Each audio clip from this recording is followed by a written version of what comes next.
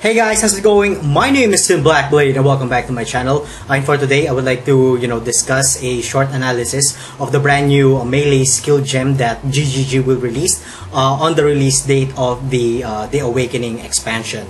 Now, as we can see in the video over here, once it starts, the skill actually has, if you can see over there, it actually has 3 stages of attack. Hold on, let me just repeat that. You can clearly see it right about there.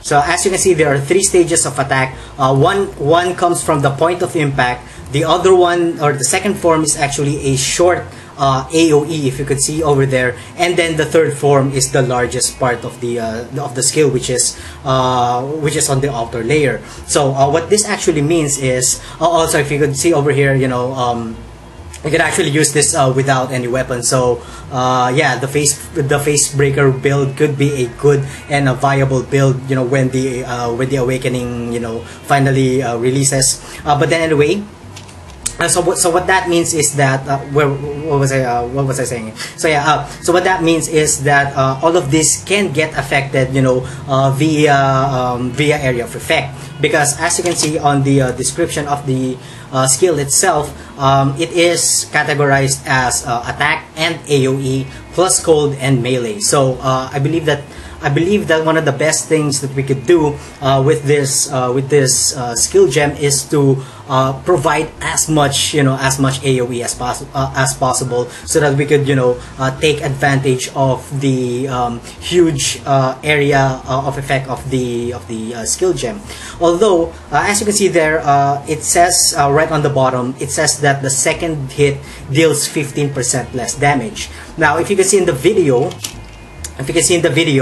I believe that while we could increase the AOE of this skill, the second form will also increase. So what that means is the 15% less damage will also increase as we increase the overall AOE of the skill gem.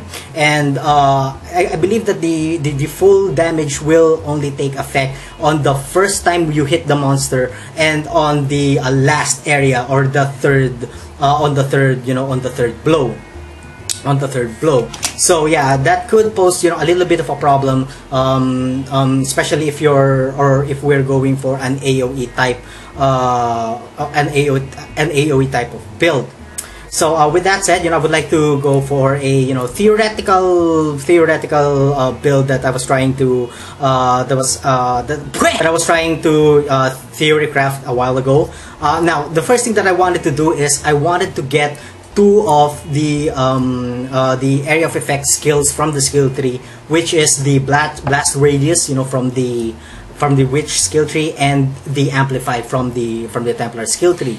And at the same time, I wanted the build to become a crit based build. So it's going to be a little bit tricky and a little bit difficult, because if I start on the shadow skill tree, or the shadow class, I may waste a couple of skill nodes, just to get to the left side. But if I start with the Templar, the Templar is actually pretty good. But the problem with starting with the Templar is that it will be hard for us to get the critical hit damage nodes, which is the Throat Seeker over here and the Assassination over here, because as I've said, I wanted to make the build into a crit build, so that we could take advantage of the freeze effect, or the cold cold damage of the skill gem. Alright, so what I thought was, the best thing to probably go with this build is to use the Scion. Now as you can see here, I went to the right side over here to properly take the Throat Seeker and the Assassination skill node, also passing through the freeze the freeze skill node to further increase our cold damage, and then passing through some more cold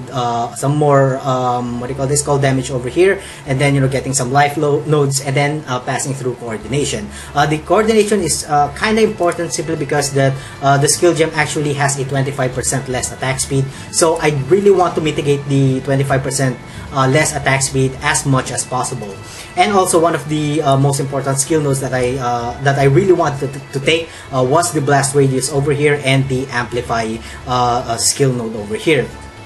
So passing through the way, I went over to the left side over here, passing through life and through shaper, and I did get the quick recovery here for some life and then mana regeneration, and you know, some small life regen per second. And I thought of getting, of course, you'll need to pass through retribution, but that's okay because we get a 15% increased melee damage, and we get the 5% increased attack speed, and you know, some additional points to strength and intelligence. And then, you know, finally we've gotten the amplify, and then I took the liberty of having or getting, you know, some more life nodes over here.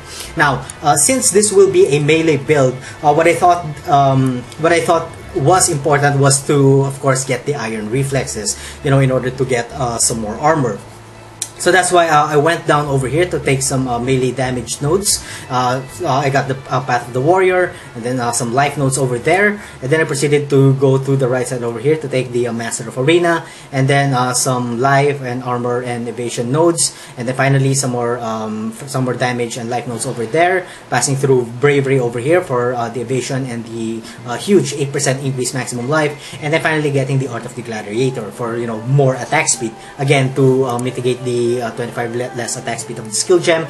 And with this, you know, we can go a lot from here. We've already spent 93 points here, which I think would be at around 78, I believe, level 78. So we still have a few points that we could play up until level 85 or level 86. You know, we could get some life nodes over there. There are a lot of some more life nodes over here. Or if we want, you know, we could get the sleight of hand if we're going with a one-handed to further increase our melee physical damage and our and increase our attack speed by 8%. Now, so I guess that's about it when it comes to, you know, the theory of the build. Currently, with this setup, we have a 149% increased maximum life, which means that by the time that we reach level 75, we'll probably be on the 4K mark, depending of course on what gear we have or we currently have. And when it comes to our crit, where was it? And when it comes to our crit, we have a 90% increased critical hit chance and a 66% increased critical strike multiplier, which is also good. Also, there are 3 more points over here of critical strike multiplier if we need to. We can still boost the overall critical strike multiplier by 30% if we took these 3 nodes. Alright, so I guess that's about it. You know, when it comes to, so this is just a theory, but I am planning on creating a build based on the Ice Crash when the you know, when the Awakening patch begins. Yeah, and I'm definitely looking at the Scion as one of the best things that we could choose, so that, you know, we could get damage, we could get defense, we could get life, and we could get again, we could get the increased blast radius with this, you know, very easily. The build, I think the build is pretty solid, both defensively and offensively, and you know, we're gonna have a lot of fun further increasing the AOE of the, you know, of the skill gem. Now when it comes to weapons, I don't really have much when it comes to one-handed weapon, specifically because the only weapons that we can use here are swords, maces, axes, staves, and, you know, and unarmed. The highest or the best weapon that I have are either daggers or claws. But you know, I have a few over here, which is, you know, they're not that great, but they're still very notable. I have a very you know, moderate damaging weapon axe over here, and I also have a moderate damage you know, one-handed mace over here, which is at 273. I made a mistake over there, which, you know, I modded it for attack speed, which is kind of stupid. You know, I should have modded it for critical hit damage, but that was I found this hammer, you know, a long time ago, so the mistake was, you know, was done a long time ago. And for two-handed weapon, I was actually thinking of using this one because it is a 6 link, and I just, you know, I just eventually found this one. But the problem here is I am not so sure on how much DPS or maximum DPS that we can, that we can forge with this weapon. So if you're watching this video and you know, let me know in the comment section down below how much DPS or maximum DPS can I actually get from this weapon. If it can reach 300, that would be good. I would probably finish all of my, or spend all of my resources on just getting this to about 300 and then using this, because it's a 6-link. You can't beat a 6-link weapon, in this game.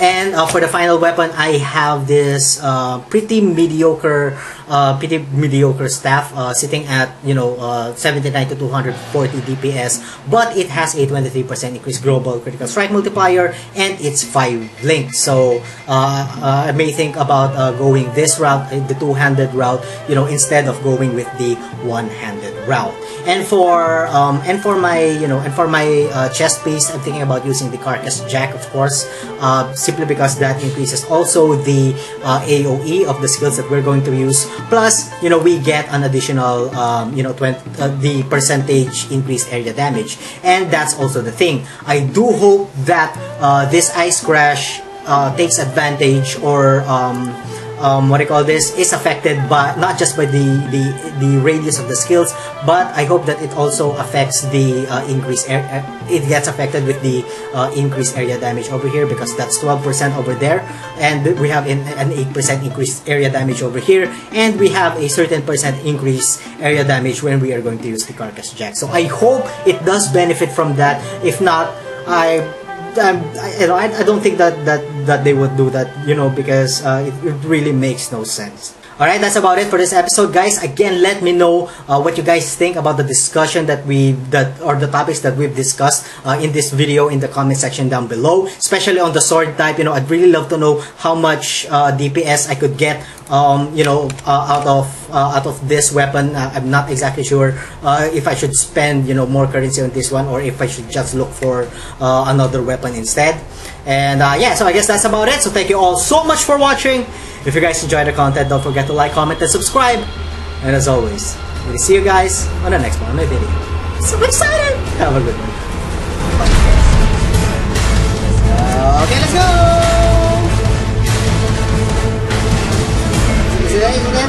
I think we can tank this one. Yes, we can tank it. And as you can see, oh, I got something. What is that?